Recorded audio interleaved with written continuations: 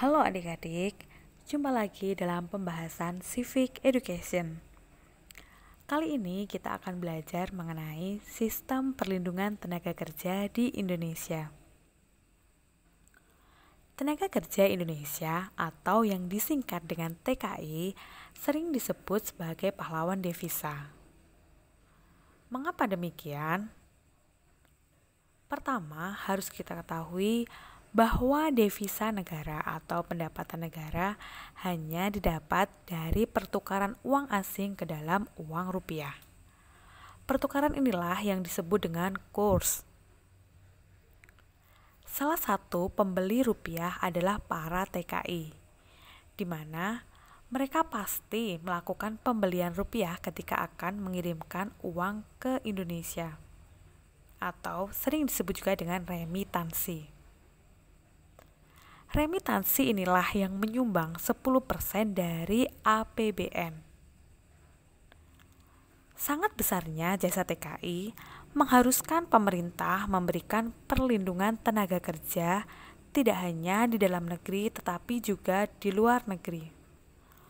Untuk lebih memahami sistem perlindungan tenaga kerja yang ada di Indonesia, yuk simak pembahasan berikut ini.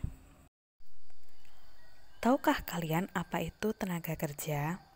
Menurut Undang-Undang Nomor 13 Tahun 2003, Pasal 1 Ayat 2 menyebutkan bahwa tenaga kerja adalah setiap orang yang mampu melakukan pekerjaan guna menghasilkan barang atau jasa, baik itu digunakan untuk memenuhi kebutuhan sendiri maupun untuk kebutuhan masyarakat banyak. Di Indonesia, tenaga kerja diklasifikasikan berdasarkan beberapa golongan. Yang pertama, berdasarkan penduduknya. Dibagi menjadi dua, yaitu tenaga kerja dan bukan tenaga kerja. Tenaga kerja yaitu penduduk yang dianggap sudah dapat bekerja dan sanggup bekerja walaupun tidak ada permintaan kerja. Yang termasuk dalam kategori tenaga kerja yaitu mereka yang sudah berusia 15 tahun sampai dengan 64 tahun. Bukan tenaga kerja yaitu penduduk yang dianggap tidak mampu dan tidak mau bekerja meskipun ada permintaan kerja. Yang termasuk dalam kategori bukan tenaga kerja yaitu mereka yang berusia di bawah 15 tahun dan di atas 64 tahun. Contohnya yaitu para pensiunan, para lansia, dan anak-anak. Klasifikasi yang kedua berdasarkan batas kerja. Dibagi menjadi dua. Angkatan kerja dan bukan angkatan kerja.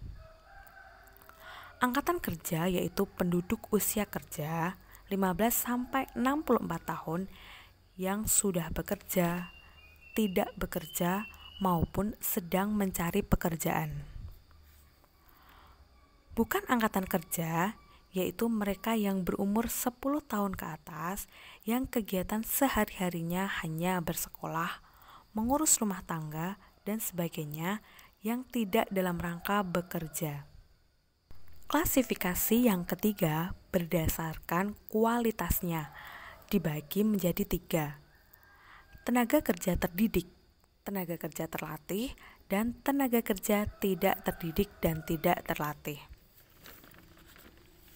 Tenaga kerja terdidik yaitu tenaga kerja yang memiliki suatu keahlian di bidang tertentu dengan cara bersekolah atau melalui pendidikan baik itu formal maupun non-formal.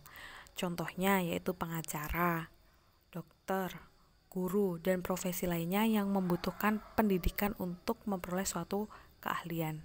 Tenaga kerja terlatih yaitu tenaga kerja yang memiliki keahlian di bidang tertentu melalui pengalaman kerjanya, tidak harus melalui pendidikan atau sekolah. Keterampilan ini diperoleh dari latihan yang dilakukan secara berulang-ulang.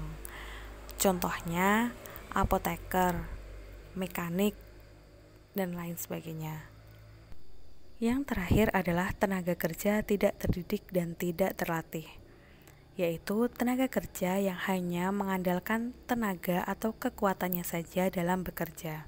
Contohnya yaitu kuli panggul, kuli bangunan, buruh cuci, dan lain sebagainya. Lalu, mengapa diperlukan adanya perlindungan tenaga kerja?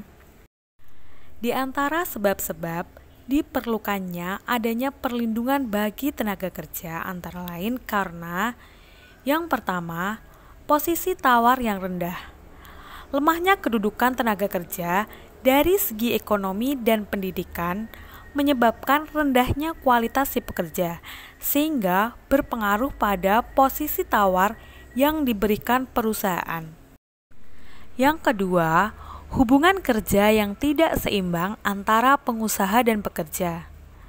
Secara tidak langsung, buruh hanya dipekerjakan untuk memberikan keuntungan sebesar-besarnya kepada perusahaan. Yang ketiga, pekerja atau buruh diperlakukan sebagai objek, sehingga dikhawatirkan akan terjadi kesewenang-wenangan dari pengusaha. Yang keempat, adanya diskriminasi golongan, baik itu dari segi jenis kelamin, ras, latar belakang sosial, fisik, dan sebagainya. Masalah ketenaga kerjaan yang ada di Indonesia secara umum antara lain: yang pertama, rendahnya kualitas tenaga kerja di Indonesia. Yang kedua, jumlah angkatan kerja yang tidak sebanding dengan kesempatan kerja yang ada. Yang ketiga, persebaran tenaga kerja yang tidak merata hanya terpusat pada satu wilayah tertentu saja. Yang keempat, pengangguran. Jenis-jenis jaminan sosial tenaga kerja. Yang pertama, jaminan kecelakaan kerja diberikan untuk menanggulangi hilangnya sebagian atau seluruh penghasilan yang diakibatkan oleh kematian atau cacat karena kecelakaan, baik fisik maupun mental. Maka perlu adanya jaminan kecelakaan kerja. Yang kedua, jaminan kematian. Tenaga kerja yang meninggal dunia bukan akibat kecelakaan kerja akan mengakibatkan terputusnya penghasilan dan sangat berpengaruh pada kehidupan sosial ekonomi bagi keluarga yang ditinggalkan. Oleh karena itu, diperlukan adanya jaminan kematian. Yang ketiga, jaminan hari tua. Jaminan hari tua memberikan kepastian penerimaan yang dibayarkan sekaligus pada saat pekerja mencapai usia 55 tahun atau sudah memenuhi persyaratan penerimaan jaminan hari tua. Yang keempat, jaminan pemeliharaan kesehatan. Jaminan pemeliharaan kesehatan dimaksudkan untuk meningkatkan produktivitas tenaga kerja sehingga dapat melaksanakan tugas dengan sebaik-baiknya. Demikianlah pembahasan mengenai sistem perlindungan tenaga kerja di Indonesia. Semoga kelak nantinya ketika kita sudah bekerja, baik itu di perusahaan maupun di instansi, kita tahu bagaimana seharusnya perlindungan tenaga kerja yang diberikan kepada kita. Sampai jumpa di materi selanjutnya. Terima kasih. Wassalamualaikum warahmatullahi wabarakatuh.